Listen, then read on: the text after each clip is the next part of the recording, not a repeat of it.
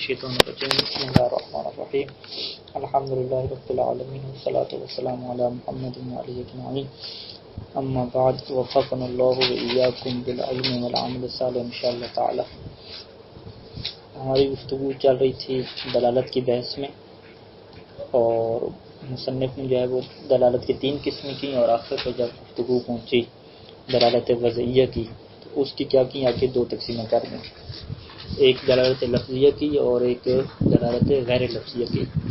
پھر خود مصنف نے اسی کے اوپر ایک حاشیہ لگایا تھا نیچے، اور اس میں اس سوال کا جواب دیا کہ فقط ہم نے دلالت وضعیہ کی 2 تقسیمیں کیوں کی ہیں، جبکہ دلالت عقلیہ یعنی جسے ذاتیہ کہتے ہیں اور دلالت طبعیہ اس کی بھی 2 تقسیمیں ہو سکتی تھیں۔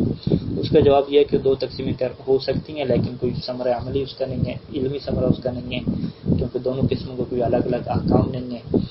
اور دوسرے یہ کہ ہم کیونکہ بطور مقدمہ بحث کر رہے ہیں، اور اصل ہدف کیا ہے دلالت لفظیہ کی طرف لے کر جانا، کیونکہ دلالت لفظیہ ہی مباحث الفاظ کے ساتھ کیا کرتی ہے، ریلیٹ کرتی ہے اور تعلق رکھتی ہے، تو لہذا ضرورت نہیں ہے کہ اتنی تفصیل سے کیا ہے بحث کی جائے مقدمے میں۔ اچھا، ابھی گفتگو کس میں دلالت لفظیہ۔ دلالت لفظیہ کی کل تعریف بیان ہوئی تھی کہ دلالت لفظیہ کی وہی تعریف ہے جو دلالت کی ہے، فقط فرق کیا ہے کہ اس میں شائع آیا ہوا ہے کہ کون الشیء بحالت، اور یہاں پہ کیا آ جائے گا کون اللفظ بحالت۔ اور آخر پہ کیا کہا تھا کہ المعنى المقصود، مصنف نے کہا ہے کہ ایک لفظ ایک حالت پہ ہو کہ اگر آپ کو اس لفظ کا علم ہو جائے تو آپ کو یہ بھی پتہ چل جائے کہ اس کا کون سا معنی مراد لے رہا ہے، کون بندہ متکلم۔ تو اس کی ہم نے وضاحت کی کہ اصل مصنف کے نزدیک جو دلالت ہے وہ دلالت تصدیقیہ ہوتی ہے، دلالت تصوریہ نہیں ہوتی۔ دلالت تصوریہ جو سو رہا ہے بندہ، مذاق کر رہا ہے، اس کی زبان سے الفاظ نکل رہے ہیں تو اس کی بھی کیا دلالت ادا ہو جائے گی، لیکن اصل وہی ہے کہ جب وہ اپنے معنی کا ارادہ کر رہا ہو۔ اچھا، یہ تھی گزشتہ بحث۔ ابھی کیا ہے مطلب جدید اب سے ہے، اقسامها المطابقیہ، التضمنیہ، اور تیسری کیا ہے الالتزامیہ۔ یہ 3 قسمیں کس کی ہیں؟ دلالت لفظی کی ہیں۔ دلالت لفظی کی تینوں قسموں کا مطلب کیا ہے؟ مطابقیہ کیا مطلب؟ مطابق ہونا، یعنی جو لفظ کا معنی ہے لفظ اور معنی میں مطابقت ہو، ٹھیک ہے۔ اگر میں نے موبائل کہا ہے تو موبائل سے مطلب میرا کیا ہو، پورا موبائل ہی ہو، ٹھیک ہے، یعنی اس کے اندر بیٹری بھی کیا ہو، اس کے اندر شامل ہو ساتھ کے ساتھ۔ اور تضمنیہ کیا مطلب؟ ضمن سے، اس کے ضمن میں آ جانا، کہ لفظ ہو لیکن لفظ اپنے پورے معنی کے اوپر دلالت نہ کرے، بلکہ جو معنی کے ضمن میں جو ایک جز آ جاتا ہے فقط اسی جز کے اوپر دلالت کرے۔ اچھا، اس کی مثالیں انہوں نے عربی کی مثال دی ہے کہ اگر کوئی کتاب کہتا ہے تو لفظ کتاب کی دلالت کیا ہے؟ فقط جلد کے اوپر ہو، یا لفظ کتاب کی دلالت کیا ہے؟ فقط ایک ورقے کے اوپر ہو۔ اگر آپ اپنی زبان میں آ جائیں تو اس کی ہم یوں مثالیں بنا سکتے ہیں کہ جیسے ہم کہتے ہیں کہ بھئی میرے کپڑے خراب ہو گئے ہیں، ٹھیک ہے، تو حالانکہ وہ پورے کپڑے خراب نہیں ہوتے، فقط کپڑے کی جو ہے نا دامن خراب ہو گیا ہے، یا شلوار کے جو نا پاچا جو تھا وہ خراب ہو گیا ہے، تو پھر کیا کہہ رہے ہیں کہ جی سارے کپڑے میرے خراب کر دیے اس نے، تو حالانکہ کہیں کہ بھی سارے کپڑے کہاں خراب ہوئے ہیں، باقی کپڑے تو آپ کو ٹھیک ہیں، فقط دامن خراب ہوا ہے۔ تو وہ کپڑا لفظ استعمال کر رہا ہے، لیکن اس سے وہ جو پورا اس کا معنی مطابقی ہے نا وہ نہیں استعمال کر رہا، وہ اس کے ذہن میں نہیں ہے۔ کپڑے کو استعمال کر کے مراد کیا لے رہا ہے؟ جز کپڑا، جز لے رہا ہے۔ اس سے کیا کہتے ہیں؟ دلالت تضمنیہ کہتے ہیں، کہ لفظ مطابقاً اپنے معنی کے اوپر پورا دلالت نہیں کر رہا۔ جیسے ہم کہتے ہیں کہ مسجد جو ہے وہ نجس ہو گئی ہے، ٹھیک ہے، حالانکہ مسجد کا جو ایک کارپٹ ہے چھوٹا سا وہ نجس ہوا ہے۔ پھر آپ یہ کہیں کہ مسجد کا جو کارپٹ تھا اس کا چھوٹا سا حصہ وہ نجس ہوا ہے، جب وہ کہہ رہے ہیں مسجد نجس ہوئی ہے، اگر نے کیا سمجھ لیا کہ پوری مسجد نجس ہو گئی؟ نہیں، ایسا نہیں ہے، وہ جو کارپٹ ایک بڑا تھا وہ نجس ہو گیا، ٹھیک ہے۔ تو لفظ مسجد بولا، اس کی دلالت کس کے اوپر آپ نے کی؟ مسجد کا جو ایک جز ہے کارپٹ اس کے اوپر کی۔ یہ کیا دلالت تضمنیہ ہے۔ التزامیہ میں کیا ہے کہ ایک ایسے معنی کے اوپر لفظ دلالت کرے کہ جو نہ جو معنی ایسا ہو کہ جو اس معنی کے اندر بھی داخل نہ ہو، نہ جز کے طور پہ نہ کل کے طور پہ، بلکہ معنی کے باہر ہو، ٹھیک ہے، اور اس کا وہ کیا بنتا ہو؟ لازمہ بنتا ہو، ٹھیک ہے۔ اس کی انہوں نے جو مثال دی ہے یہاں پہ وہ شاید اتنی محل ابتلا نہیں ہے، پرانی مثال ہے، کہ پرانی مثال میں کیا ہوتا تھا کہ جب کوئی کسی کو کہتا تھا کہ ہاں بھی دوات لے آؤ تو میں آپ کو لکھ دیتا ہوں ایک چیز، تو وہ کہتے تھے کہ دوات کے اندر جو قلم پڑی ہوتی تھی وہ پوری دوات لے کر آتے تھے، تو قلم بھی کیا ہے وہ ساتھ لے کر آ رہے ہوتے تھے، ایک مثال تھی، لہٰذا اسے یہ نہیں کہنا پڑتا تھا کہ دوات اور قلم لے آؤ، ٹھیک ہے۔ آج کل کے زمانے کی اگر ہم مثالیں دیکھنا جائیں تو وہ کیا مثال بنے گی جو شروع میں ہم نے دی تھی کہ ایک بندہ کیا کہتا ہے کہ آپ کو انشاءاللہ روٹی کھلائیں گے، ٹھیک ہے، تو وہ روٹی کھلائیں گے تو فقط خشک روٹی نہیں کھلاتا بلکہ ساتھ روٹی کے ساتھ کیا ہے سالن بھی کھلا رہا ہوتا ہے۔ تو یہاں پہ کیا ہے روٹی کی دلالت کس کے اوپر ہوئی ہے؟ سالن کے اوپر بھی، حالانکہ سالن کیا ہے نہ روٹی کے معنی کے اندر داخل ہے نہ اس کا جز ہے، کچھ بھی نہیں ہے، لیکن اس کا لازمہ ہے۔ یا ایک اور مثال کھانے والی دی تھی دال ساگ، ٹھیک ہے، دال ساگ کھلائیں گے اور دال ساگ مطلب فقط دال ساگ نہیں ہوتا، اور بھی کہیں چیزیں ہوتی ہیں۔ اس ساری چیزوں کو کیا کہتے ہیں کہ لفظ نے اپنے معنی سے ہٹ کے دوسرے معنی کے اوپر دلالت کی ہے، اور وہ جو دوسرا معنی تھا وہ اس کا کیا تھا؟ لازمہ تھا۔ کہتے ہیں کہ اگر عقلی طور پہ دیکھا جائے تو یہ لفظ کی جو دلالت ہے اس کی 3 قسمیں بنتی ہیں۔ اس کی 3 قسمیں کیوں بنتی ہیں؟ کیونکہ جو لفظ کا معنی ہوتا ہے وہ معنی کہ جس کے لیے لفظ کو وضع کیا گیا ہے۔ اچھا، لفظ کو جس معنی کے لیے وضع کیا گیا ہو اس معنی کو کیا کہتے ہیں؟ الموضوع لہو، لہو اس کے ساتھ لگاتے ہیں، الموضوع لہو، یعنی ایک ایسا معنی کہ لہو کے جس معنی کے لیے لفظ کو کیا کیا گیا؟ وضع کیا گیا۔ اور لفظ کو کیا کہتے ہیں؟ موضوع کہتے ہیں۔ لفظ کو موضوع کہیں گے اور معنی کو کیا کہیں گے؟ المعنی الموضوع لہو، ٹھیک ہے، الموضوع لہو اللفظ، یوں پورا حذف کر دیتے ہیں لفظ کو۔ یہ جو معنی موضوع لہو ہوتا ہے اگر ہم عقلی طور پہ دیکھیں تو لفظ کیا کرے گا؟ یا اپنے پورے کے پورے معنی موضوع لہو کے اوپر دلالت کرے گا، یا لفظ کیا کرے گا؟ اپنے معنی موضوع لہو کے جز کے اوپر دلالت کرے گا، یا تیسرا آپشن کیا بنتا ہے کہ معنی موضوع لہو سے ہٹ کے کسی اور معنی کے اوپر دلالت کرے گا، ٹھیک ہے۔ یعنی ہم اوپر کیا کہ 2 ہم بنا لیں کہ لفظ یا اپنے معنی موضوع لہو کے اوپر دلالت کرے گا یا موضوع لہو سے ہٹ کے دلالت کرے گا، یہ ہو جائیں گے 2 حصے۔ اچھا، جب موضوع لہو کے اوپر دلالت کرے گا تو پورے کے پورے جو موضوع لہو ہے اس کے اوپر دلالت کرے گا، جب پورے کے اوپر دلالت نہیں کرے گا اس کے جز کے اوپر دلالت کرے گا۔ تو کہتے ہیں کہ عقلی طور پہ اگر ہم سوچیں تو یہ 3 ہی تقسیم بن سکتی ہیں، کوئی چوتھی قسم نہیں بن سکتی، کیونکہ معنی کیا ہوگا؟ یا اس کا موضوع لہو ہوگا یا موضوع لہو کا غیر ہوگا، ان 2 سے ہٹ کے کوئی چیز بات بنتی نہیں ہے۔ انشاءاللہ منطق میں جب آخر پہ جائیں گے تو وہاں پہ بیان کریں گے کہ کوئی بھی تقسیم اگر آخر پہ آ کے 2 پہ رک جائے، یعنی 2 حصے اس کے بن جائیں، 2 کے علاوہ تیسرا نہ بن سکتا ہو، اسے کیا کہتے ہیں کہ یہ تقسیم عقلی طور پہ حصر ہو گئی ہے، اسے کیا کہتے ہیں؟ حصر عقلی کہتے ہیں۔ تو یہی بحث نحو میں بھی ہوتی ہے، جب آپ کہتے ہیں کہ کلمہ کی 3 قسمیں ہیں تو اس کو قطر و ندا میں ہے یا نہیں ہے، وہ ایک عقلی تحلیل کرتے ہیں اور آخر پہ 2 ہی بناتے ہیں، یا اس کا معنی مستقل ہوگا یا معنی مستقل نہیں ہوگا، ٹھیک ہے، منحصر کرتے ہیں آخر پہ 2۔ یعنی کسی بھی تقسیم کو جب وہ 2 کی طرف پلٹا دیتے ہیں نا کہ ہونے اور نہ ہونے میں، تو اسے کیا کہتے ہیں؟ بس کیونکہ ہوگا یا نہیں ہوگا، تیسرا آپشن تو ہوتی نہیں ہے نا، ٹھیک ہے، جب تیسرا آپشن نہیں ہوتا تو کیا کہتے ہیں کہ یہ تقسیم کیا ہوگی؟ حصر ہو گئی ہے۔ اسی طریقے سے یہ بھی تقسیم ہے کہ یا اس کی اپنے معنی موضوع لہو کے اوپر دلالت ہوگی یا اپنے موضوع لہو کے اوپر دلالت نہیں ہوگی، اس کے غیر کے اوپر ہوگی، تیسرا آپشن نہیں رہتا۔ جب تیسرا آپشن نہیں رہتا تو لہٰذا یہ کہا جاتا ہے کہ یہ جو 3 قسمیں ہیں مطابقیہ، تضمنیہ اور انتظامیہ، یہ دلالت لفظیہ کی جو تقسیم ہے یہ کیا ہے؟ حصر عقلی کے اعتبار سے ہے، یہ تقسیم حصر عقلی کی بنیاد پہ ہے، کیونکہ چوتھی تقسیم کیا ہے؟ ہم فرض نہیں کر سکتے۔ باقی تطبیق میں آ جائیں انشاءاللہ یہی مطالبہ ہے۔ اچھا، یدل اللفظ علی المعنی من 3 اوجہ متباینہ، لفظ جو ہے وہ اپنے معنی کے اوپر دلالت کرتا ہے 3 مختلف جہات سے۔ الوجہ الاول المطابقہ، پہلی وجہ کو کیا کہتے ہیں؟ مطابقت کہتے ہیں۔ مطابقت کا کیا مطلب ہے؟ یدل اللفظ علی تمام معناہ، کہ لفظ اپنے تمام معنی کے اوپر دلالت کرے۔ کون سا معنی؟ الموضوع لہو، معنی کو کیا کہا؟ الموضوع لہو، یعنی وہ معنی کہ جس کو وضع کیا گیا لہو اس لفظ کے لیے۔ لہو کی ضمیر کہاں پہ پلٹنی چاہیے؟ لفظ کی طرف۔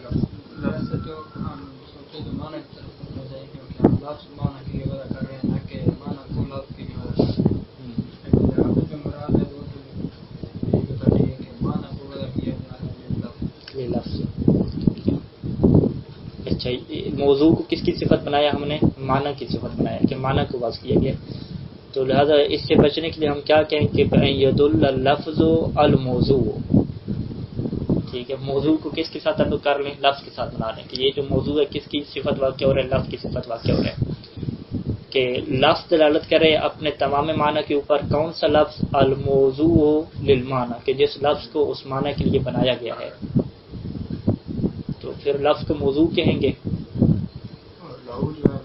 لہو معنی کی طرف پلٹے گئے، پھر معنی کو خود کیا کہیں گے؟ معنی کیا کہیں گے؟ الموضوع لہو. ہاں موضوع کہیں گے نہیں کہیں گے. معنی کہ موضوع لہو کہتے ہیں کہ جس کے لیے بنایا گیا ہو. لہو کے معنی کر پلٹاتے ہیں نا. یہ معنی کون سا ہے؟ یہ معنی وہ ہے کہ الموضوع لہو اس کے لیے بنایا گیا ہے. کس کو بنایا گیا؟ لفظ کو حذف کر دیتے ہیں. معنی کو نہیں بنایا گیا نا، یعنی معنی کے لیے بنایا گیا نا. اس معنی کے لیے بنایا گیا ہے. کس کو بنایا گیا ہے؟ لفظ کو بنایا گیا ہے. تو معنی کو کیا کہیں گے؟ الموضوع لہو کہیں گے. لفظ کو حذف کریں گے اور لہو سے کیا مراد لیں گے؟ وہ معنی لیں گے. یعنی ایک ایسا معنی کہ الموضوع لہو اللفظ، جس کے لیے لفظ کو کیا کیا گیا ہو؟ بس کیا گیا. یعنی معنی مقدم ہے لفظ پہ یا لفظ مقدم ہے معنی؟ جس کے لیے جس کے لیے لفظ مقدم ہے یا معنی مقدم ہے؟ معنی پہلے ہوتے ہیں، موجود ہوتے ہیں، پھر ان کے لفظ وضع کیے جاتے ہیں. معنی کیا ہے؟ مثلا گلاس موجود ہے، پانی موجود ہے، ہر چیز موجود ہے، پھر انسان آتے ہیں کہ لفظ وضع کرتے ہیں. اچھا لفظ کیا کرے؟ اپنے تمام معنی کو بدل کرے. کون سا معنی؟ الموضوع للمعنی، کہ جس معنی کے لیے الموضوع، یعنی موضوع سے کیا مراد؟ لفظ ہو گیا. جس معنی کے لیے اس لفظ کو وضع کیا گیا ہے. کیونکہ جس طرح نے کہا کہ خود معنی کو وضع تو ہم نہیں کر رہے، لفظ کو کیا کر رہے ہیں؟ ہم وضع کر رہے ہیں لہو اس معنی کے لیے. وَيُطَابِقُهُ، اور وہ جو لفظ ہے یطابقہ اس معنی کے کیا ہے؟ مطابق ہے. مطابق کیا مطلب؟ یعنی بالکل جس معنی کے لیے وضع کیا گیا ہے اسی معنی کے لیے کیا ہے؟ لفظ استعمال ہو رہا ہے اور اسی معنی کے اوپر لفظ دلالت کر رہا ہے. اچھا جی. کا دلالت لفظ الکتاب علی تمام معناہ، لفظ کتاب بولیں اور اس کی دلالت کیا ہو؟ اس کے تمام معنی کے اوپر ہو. فیدخل فیہ، پس اس معنی کے اندر داخل ہو جائیں گے جمیع اوراق، یہ تمام اوراق مراد ہوں گے. وما فیہ، اور ان اوراق کے اندر جو نقوش ہیں، لکھی ہوئی چیزیں ہیں، وہ بھی داخل ہو جائیں گی.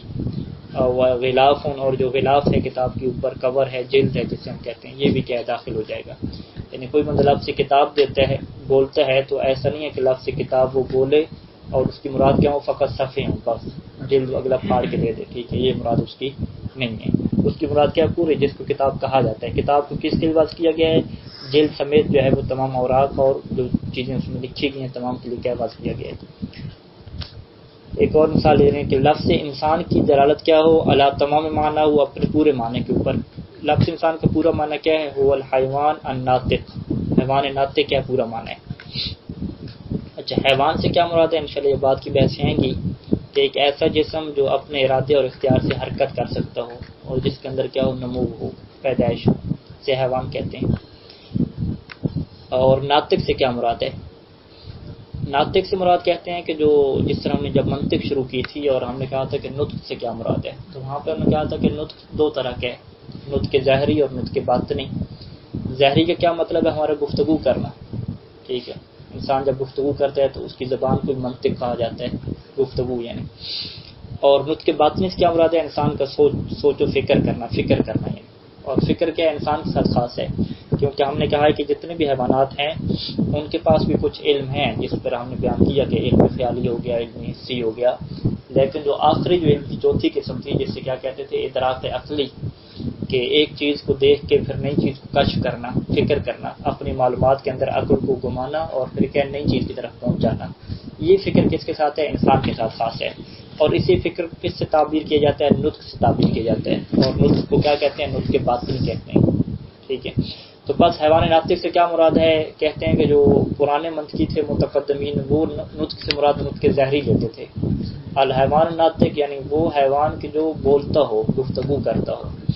تو ان کے مطابق جو گفتگو کرنا اور جو بولنا ہے یہ کس کے ساتھ خاص تھا؟ انسان کے ساتھ خاص تھا، ٹھیک ہے. نہ گھوڑا بولتا ہے، نہ پرندے بولتے ہیں، کوئی نہیں بولتا. فقط کیا ہے؟ یہ انسان کی ذات ایسی ہے جو گفتگو کرتی ہے.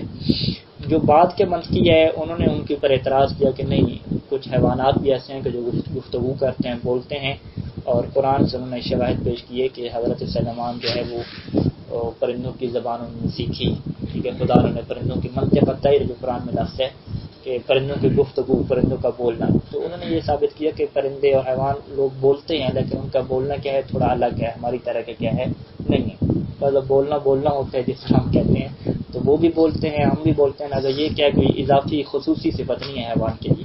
لہٰذا کہتے ہیں ناطق مراد کیا ہے؟ بولنا مراد نہ لیا جائے، ناطق سے مراد کیا لیا جائے؟ سوچ و بچار کرنا، فکر کرنا، ٹھیک ہے، فکر کرنا مراد لیا جائے۔ فکر کا کیا مطلب ہوتا ہے کہ اپنی معلومات کے اندر سوچ کر کے نئی چیزوں کو دریافت کرنا، نئی چیزوں کی طرف پہنچنا، مجہول کی طرف کیا ہے پہنچنا۔ یہ کہتے ہیں کہ یہ فقط انسان کے پاس خصوصیت ہے، باقی کسی کے پاس، کسی حیوان کے پاس کیا یہ خصوصیت نہیں ہے۔ اسی سے جو ہے وہ آپ لے لیں گے جو حیوان بڑے طریقے سے گھونسلے بناتے ہیں، یا جو شہد کی مکھی اپنا کیا بناتی ہے، چھتا بناتی ہے، اور اس کی حفاظتی اور سیکورٹی سسٹم کے لیے جو نظام بناتی ہے۔ یہ ایک چیونٹی ہے کہ جو اپنی جو ہے بل بناتی ہے، پھر خوراک اکٹھی کرتی ہے، اور وہ جو دانہ ہے وہ زمین میں کہیں اگ نہ جائے، اس کو کیا ہے رات کو باہر نکال کے آدھا کر لیتی ہے تاکہ وہ اگے نہیں۔ تو یہ اس کے اندر کیا ایک ایسی چیز ہے کہ جس کو انسان دیکھ کے حیران ہو جاتا ہے کہ یہ بھی فکر کرتی ہے۔ تو اس کا کیا جواب دیا جاتا ہے کہ اگر فکر کرتی تو کم از کم ابھی بل میں نہ رہ رہی ہوتی، کوئی اچھی جگہ بنا لیتی، گھونسلے سے ترقی کر کے کیا ہے کوئی اچھا گھر بنا لیتی، جس طرح انسان غاروں سے نکل کے کیا ہے بلڈنگوں میں آ گیا ہے۔ تو جب فکر کی ہے تو ترقی ہو گئی ہے، جب فکر نہیں ہے، جو خدا نے سکھا دی ہے اسی کے اوپر رہ گئی ہے، اس سے کشف نہیں کیا، نئی معلومات کو نہیں لیا، تو اس سے کیا کہتے ہیں کہ اس انسان نے کیا فکر نہیں کی، سوچا نہیں ہے۔ تو حیوانوں نے کیا سوچا نہیں ہے۔ تو یہ علوم میں بات ہے کہ اگر انسان رٹا لگا کے چیزوں کو سیکھ لے اور نئی چیزوں کو کشف نہ کرے، اسے کیا کہا جاتا ہے کہ یہ تو وہی حیوانوں والا کام ہے کہ جو چیز فیڈ کر دی کہ وہ کیسے کھا رہا ہے اسے۔ تو اسی طرح جو ہے وہ بہرحال یہ کہتے ہیں کہ یہ جو سوچنا ہے یہ انسان کے ساتھ ہے، اگر میں گفتگو تو کیا ہے طوطا بھی بول رہتا ہے، پرندے بھی بول رہتے ہیں، سارے لوگ بول رہتے ہیں۔ یہ ہے الحیوان ناطق کی تشریح مزید بن شلا کے ہے کہ تو انسان بولیں، اور انسان کے لفظ سے مراد کیا لیں؟ حیوان ناطق مراد لیں کہ وہ حیوان جو کیا فکر کرتا ہے، یہ مراد لیں۔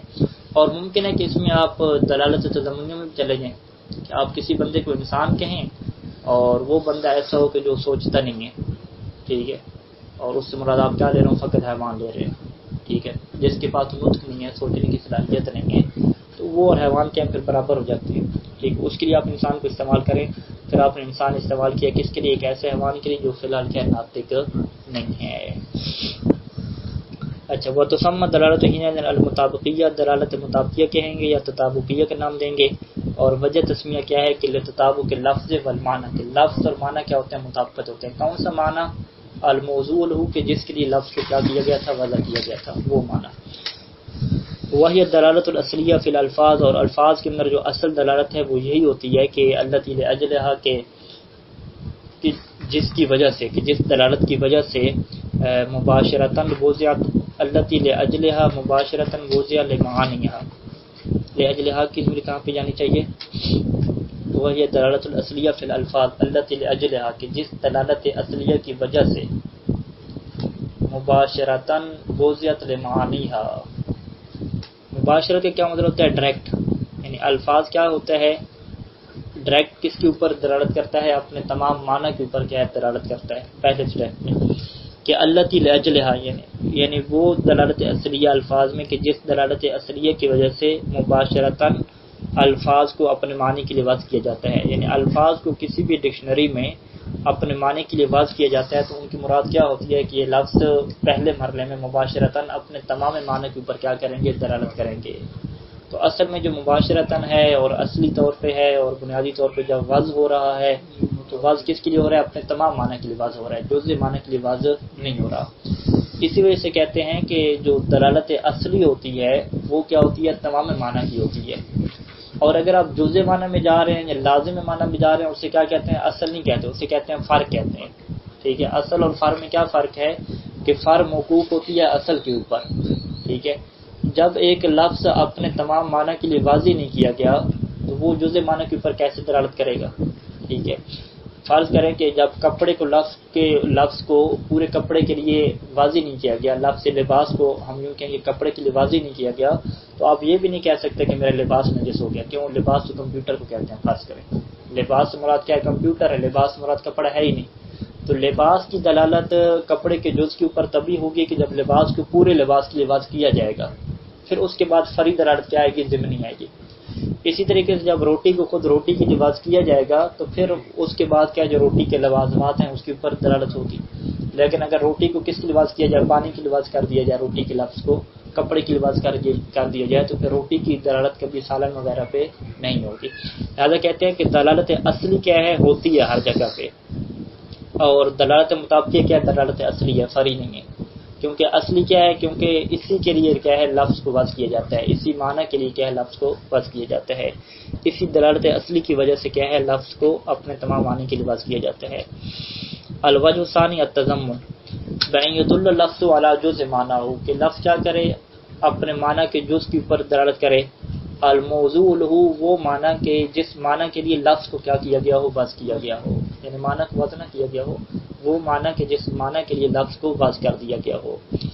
اور کیا ہے الداخل ذلك الجزء، اور یہ جو جز ہے، جو معنی کا جز ہے، یہ جز داخل ہو فی ضمن ہی اس معنی موضوع له کے ضمن میں کیا ہو داخل ہو، یعنی معنی موضوع له سے ہٹ کے یہ معنی نہیں ہونا چاہیے جز، بلکہ اس کے اندر کیا ہو داخل ہو۔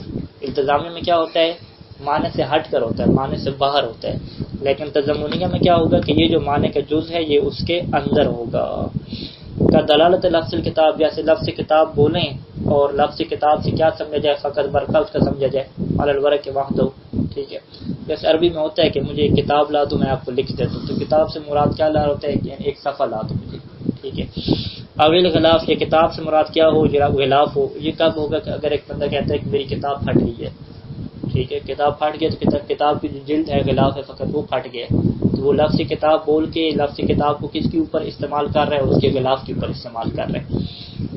اچھا، وہ کدلالت لفظ الانسان ہے، جیسے لفظ انسان کی دلالت کس کے اوپر ہو، حیوان کے اوپر فقط ہو، ٹھیک ہے، یا فقط کس کے اوپر ہو، ناطق کے اوپر ہو، فقط ناطق میں کوئی سوچ و بچار کرنے والی چیز ہو اور اس سے مراد آپ انسان دیں، ٹھیک ہے، تو یہ ثانی ہوگا، یعنی اور کیسے ہوگا،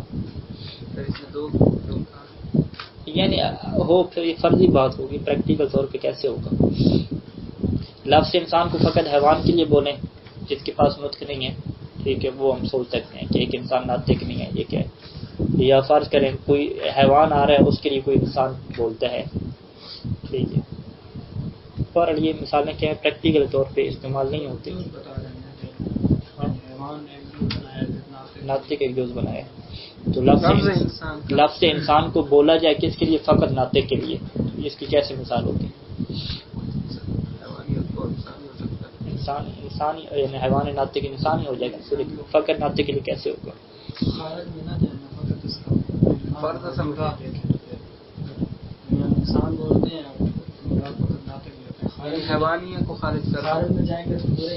خارج میں وہی فرضی ہوگی نا مثال، جس سے میں کہہ رہا ہوں فقط سوچ میں ہوگا، آپ سوچیں یوں کہ انسان میں استعمال کر رہا ہوں، فقط ناطق میری مراد ہے، ٹھیک ہے، اچھا چلیں، یعنی اصطلاح آپ ایک اپنی بنا لیں بہر۔ فلو بعت الکتاب، آخر اس کی مثال دے رہے ہیں کتاب کی پریکٹیکل طور پہ خارج والی، اگر آپ خارج میں کتاب بیچتے ہیں تو یفہم المشتری تو پورا غلاف فیہ، تو مشتری یہ سمجھتا ہے کہ آپ پوری مراد دے رہے ہیں، غلاف بھی اس میں کیا شامل ہے، ٹھیک ہے۔ ولو اردت بعد ذلك ان تستثني غلاف، اگر آپ بعد میں یہ کہیں کہ نہیں جی میں فقط آپ کو کتاب بیچ رہا ہوں، جلد میں اتار کے اپنے پاس رکھ رہا ہوں، تو لاحتج الیک، تو وہ جو خریدنے والا ہے وہ آپ کے اوپر احتجاج کرے گا کہ لفظ کتاب کی دلالت کس کے اوپر ہے، علی دخول الغلاف، کے غلاف بھی کیا ہے اس کے اندر شامل ہے، تو اس نے جو بعد میں جملہ کیا ہے کہ کتاب کی دلالت غلاف کے اوپر جو ہو رہی ہے، اس کا مطلب ہے کہ لفظ کتاب کو اس نے جز کے اوپر استعمال کیا ہے ابھی۔ وتسمى هذه الدلالت التضمنیہ، اس دلالت کو تضمنیہ کیوں کہتے ہیں، کیونکہ یہ اس کے ضمن میں کیا ہوتا ہے، شامل ہوتا ہے، داخل ہوتا ہے۔ وهي فرع عن الدلالت المطابقیہ، یہ کیا ہے دلالت مطابقیہ کی فرع ہے، یہ دلالت کیا ہے اصلی دلالت نہیں ہے، لأن الدلالت علی الجزء بعد الدلالت علی الکل، کیونکہ پہلے تمام معنی کے اوپر دلالت ہونی چاہیے اصل میں، پھر اس کے بعد کیا ہے آپ دیگر دلالتیں پیدا کرتے رہیں، جس سے آپ کیا نام دیں، دلالت تضمنیہ کا نام دیں یا التزامیہ کا نام دیں، لیکن اس کی اصلی کیا ہے بنیاد ہونی چاہیے کہ اس کی کوئی نہ کوئی دلالت مطابقی بھی ہونی چاہیے۔ الوجہ الثالث کیا ہے، الالتزام ہے، بین یدل اللفظ علی معنی، کہ لفظ ایک ایسے معنی کے اوپر دلالت کرے کہ خارجا عن معناہ، کہ جو اس کے معنی سے خارج ہو، کون سا معنی، الموضوع له، کہ جس معنی کے لیے لفظ کو وضع کیا گیا ہے، اچھا اس سے خارج ہو، لیکن خارج ہونے کے ساتھ ساتھ کیا ہو، لازم لہو، لیکن اس معنی موضوع لہو کا لازمہ بھی ہو، لازم کیا مطلب، یعنی یستتبعہ، اس کے بعد آ جاتا ہو، اس کی پیروی میں آ جاتا ہو، جس طرح کیا کہتے ہیں استتباع الرفیق لازم، کہ جو ایک دوست ہوتا ہے، رفیق ایک دوست ہوتا ہے جو کہ لازم ہوتا ہے، ہمیشہ آ جاتا ہے ساتھ، کیا الخارج عن ذات ہی، جو کہ اس کی ذات سے خارج ہے، تو یہ بالکل ایسے ہی آ رہا ہے کہ جیسے کہ رفیق جو کہ لازم ہے وہ ہمیشہ ساتھ آ جاتا ہے، پیروی میں آ جاتا ہے، طبیعت میں آ جاتا ہے. تو یہ معنی بھی کیا ہے، اگرچہ اس کے معنی سے خارج ہے لیکن اس کے باوجود کیا ہے اس کے ساتھ ساتھ لازمے کے طور پہ آ رہا ہے، یعنی ایک خارج میں اس کا لازمہ موجود ہے. جیسے کہ ہے دوات، لفظ سے دوات بولیں اور اس سے مراد کیا ہو، قلم بھی ساتھ ہو، ٹھیک ہے. فلو طلب منک احد ان تأتیہ بدوات لم ينص علی القلم، اگر کوئی آپ سے مانگے کہ ان تأتیہ، کہ آپ اس کے لیے لے آئیں بدوات، ایک دوات اس کے لیے لے آئیں، اور کیا ہے لم ینص، وہ نص قائم نہ کرے، واضح طور پہ نص قائم نہ کرے علی القلم، قلم کے اوپر، یعنی الفاظ اپنے قلم کے لیے استعمال نہ کرے، فقط اس نے کیا نص سے اس کی عبارت کیا ہے، فقط دوات لے آؤ.